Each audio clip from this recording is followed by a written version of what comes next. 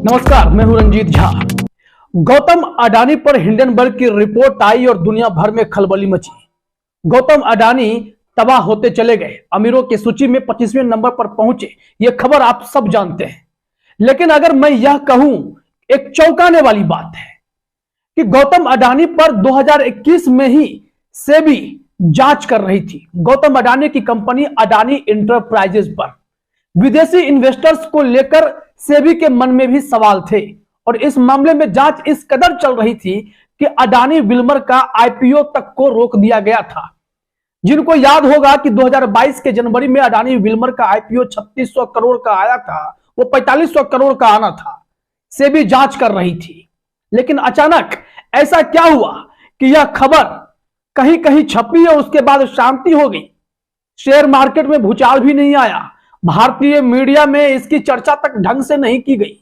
लेकिन एक हिंडनबर्ग की रिपोर्ट, अमेरिकी रिसर्च फर्म के द्वारा जो हिंडनबर्ग की रिपोर्ट तैयार हुई अडानी पर, उसने भारत में तो तबाही मचाई ही, अडानी को डाउ जोन्स के शेयर मार्केट से भी बाहर कर दिया। क्या कारण थे? पूरी खबर समझने के लिए जरा ध्यान से मेरी बातों को सुनिएगा। हमने आपको जानकारी दी कि कुछ लोग थे जो गौतम अडानी के करतूतों को लगातार खोलने की कोशिश कर रहे थे, लेकिन इंडियन मीडिया गोदी मीडिया बन चुकी थी।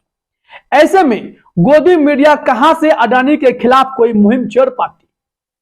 जिस महिला सांसद की बात हम लगातार उठा रहे हैं वो महुआ मोइत्रा ही हैं, जिन्होंने कई बार रिपोर्ट लिखी, कई बार लेटर सेबी के तत्कालीन चेयरमैन अजय त्यागी को भी लिखे। इन सबके बावजूद सेबी अपना काम तो कर रही थी, लेकिन खामोशी से बातें इस दूर तक नहीं पहुंच पा रही थी, इस तरीके से नहीं गूंज रही थी कि विपक्ष खुलकर हंगामा कर सके। जिस तरीके से आज पार्लियामेंट से लेकर सड़क तक कांग्रेस प्रदर्शन कर रही है, वो प्रदर्शन कर सके, ऐसा नहीं हुआ। अडानी विल्मर के आईपीओ को रोका गया था क्योंकि अडानी इंटरप्राइजेज के फॉरेन इन्वेस्टर्स को लेकर जांच चल रही थी। सेबी इस मामले में जांच कर रहा था। सेबी के चेयरमैन अजय त्यागी इस मामले में काफी एक्टिव होकर केस पर फोकस कर रहे थे, क्योंकि अजय त्यागी 2017 में सेबी के चेयरमैन बनते हैं और फिर वहां से उनका कार्यकाल लगातार बढ़ाया जाता है और एक के बाद एक जो सेबी हो, चाहे एनएसई हो या बीएसई हो, कहीं भी उन्हें गड़बड़ियां दिखी तो उन्होंने जांच कर दूध का दूध और पानी का पानी किया, दोषियों को भी पकड़ा।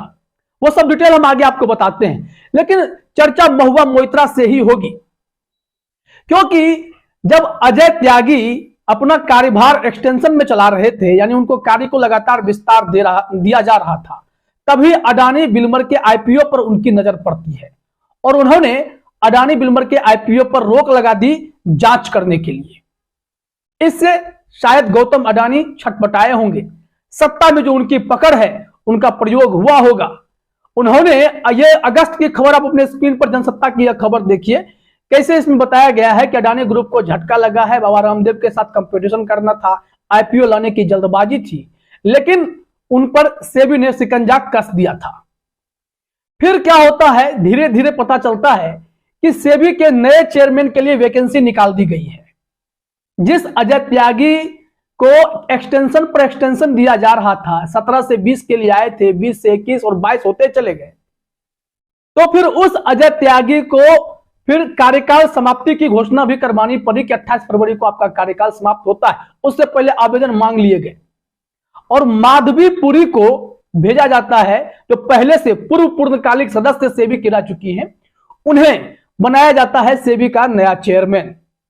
और यहां से आप महुआ मोइत्रा का एक ट्वीट अपने स्क्रीन पर देख लीजिए। इस ट्वीट में आप देखेंगे कि जब माधवी पुरी बुच ये बनती हैं सेबी की चेयरमैन, तो गौतम अडानी उनसे मिलने जाते हैं। एक बार नहीं, 2 बार 3 बार उनकी मुलाकात होती है कुछ ही दिनों के दरमियान। इस मुलाकात को उस वक्त बस एक सामान्य शिष्टाचार मुलाकात बताई गई थी, लेकिन जब आप इसे आज के संदर्भ में देखेंगे तो सारी चीजें समझ में आ जाएंगी। गौतम अडानी के अडानी विल्मर आईपीओ पर सेबी जांच कर रही थी। चेयरमैन अजय त्यागी थे। अजय त्यागी अगस्त में रोक लगाते हैं, लेकिन अक्टूबर में वैकेंसी भी आने लगती है कि सेबी के चेयरमैन को बदलना है या किसके दबाव में हुआ होगा। और यहां पर जब सेबी के चेयरमैन बदले जाते हैं तो माधवी पुरी आती हैं। माधवी पुरी जैसे ही पदभार ग्रहण करती हैं, बाद में पता चलता है कि गौतम अडानी उनसे भी मुलाकात करते हैं और फिर अडानी बिल्डर का आईपीओ जो है वो क्लियर भी हो जाता है। जनवरी 2022 में इनका आईपीओ भी आता है, आईपीओ लिस्टिंग भी हो जाती है। शुरुआत में इसमें घाटा दिखता है, खुदरा इन्वेस्टर्स इसमें इंटरेस्ट नहीं लेते हैं, लेकिन ठीक उसी तरीके से जैसे एफपीओ सब्सक्राइब हुआ, वही इन्वेस्टर्स कहां से आते हैं? फॉरेन इन्वेस्टर्स, जिनका कुछ डिटेल पता नहीं होता। अडानी इंटरप्राइजेज पर यही तो आरोप है कि उनके जो मॉरिशस बेस्ड फर्म्स हैं उससे जुड़े कौन से इन्वेस्टर हैं जो पैसा लगाते हैं, उसकी डिटेलिंग सेबी के पास नहीं है। और इसी पर आरोप तो हिंडनबर्ग ने भी लगा दिया कि शेयर मैनिपुलेशन होता है, कैसे ये शेयर के साथ खिलवाड़ करते होंगे और अकाउंट में फ्रॉड करते होंगे। इसी को लेकर उन्होंने सवाल भी पूछे थे। हिंडनबर्ग की रिपोर्ट ने अडानी को तबाह किया, लेकिन जब भारत में ही सेबी इस मामले में जांच कर रहा था तो फिर कोई मीडिया इस पर आवाज बुलंद क्यों नहीं किया? क्या महुआ मोइत्रा को यही लगा कि हम तो लगातार लिख रहे हैं, कोई सुन नहीं रहा, इस वजह से उन्होंने सारे इंफॉर्मेशन हिंडनबर्ग तक पहुंचाए और हिंडनबर्ग की एक रिपोर्ट ने भारतीय शेयर मार्केट में भूचाल लाकर रख दिया। गौतम अडानी धाराशायी होते चले गए, लाखों करोड़ रुपए उनके डूबे हैं, नेटवर्थ उनकी आधी होती चली गई। जब हिंडनबर्ग के रिपोर्ट से इतना बड़ा धमाका हो सकता है तो यह धमाका 2021 में भी हो सकता था, लेकिन इस पर किसी ने कोई ध्यान क्यों नहीं दिया? सवाल तो यह है। गौतम अडानी के उस आईपीओ को रोका क्यों गया था? विदेशी इन्वेस्टर जो इनके हैं, अडानी इंटरप्राइजेज पर जांच चल रही थी, वो कौन है, इसी को लेकर के सवाल खड़े किए गए थे। लेकिन वो जांच कहां गायब हो गई? उस जांच में क्या क्लियरेंस हुआ कि अडानी बिल्डर के आईपीओ को ओके कर दिया गया, चेयरमैन भी बदल गए। गौर कीजिएगा, पूरा खेल तो यही दिखाई पड़ता है। हिंडनबर्ग तो 2023 में आकर धमाका कर रहा है, लेकिन उससे पहले जो 2021 से सिलसिला चल पड़ा था उस पर कोई क्यों नहीं बोला? इसका जवाब कौन देगा? जरा अपने स्क्रीन पर जनसत्ता की यह खबर देखिए कि अडानी आईपीओ को रोका क्यों गया था, क्या जांच का मामला था। हम आपको जनसत्ता की खबर दिखा रहे हैं, 21 अगस्त की खबर है। इसमें जो जानकारी दी गई कि देश के दिग्गज कारोबारी गौतम अडानी को मार्केट रेगुलेटर सेबी ने बड़ा झटका दिया है। सेबी ने अडानी ग्रुप की कंपनी अडानी बिल्डर के इनिशियल पब्लिक ऑफरिंग आईपीओ को फिलहाल स्थगित कर दिया गया है। लेकिन ध्यान रखिएगा, आईपीओ आ भी चुका है, लिस्टिंग भी इसकी हो चुकी है। अब इसमें जो आरोप है कि अडानी एंटरप्राइजेज के खिलाफ जांच जारी रहने के कारण सेबी ने यह कार्रवाई की है। यह जांच विदेशी निवेशकों को लेकर चल रही है। अब आगे देखिए, इस मामले से वाकिफ एक सूत्र का कहना है कि अडानी एंटरप्राइजेज के खिलाफ जांच लंबित होने के कारण सेबी ने अडानी बिल्डर के आईपीओ पर रोक लगाई है।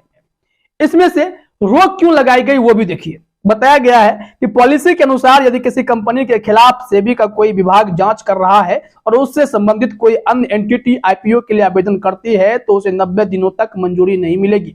इसमें 45 दिन की देरी और हो सकती है। वहीं अडानी ग्रुप का कहना है कि उन्हें इस संबंध में सेबी की ओर से औपचारिक सूचना नहीं मिली है। अडानी ग्रुप का कहना है कि हमारा विदेशी निवेशकों से कोई प्रत्यक्ष या अप्रत्यक्ष संबंध नहीं है।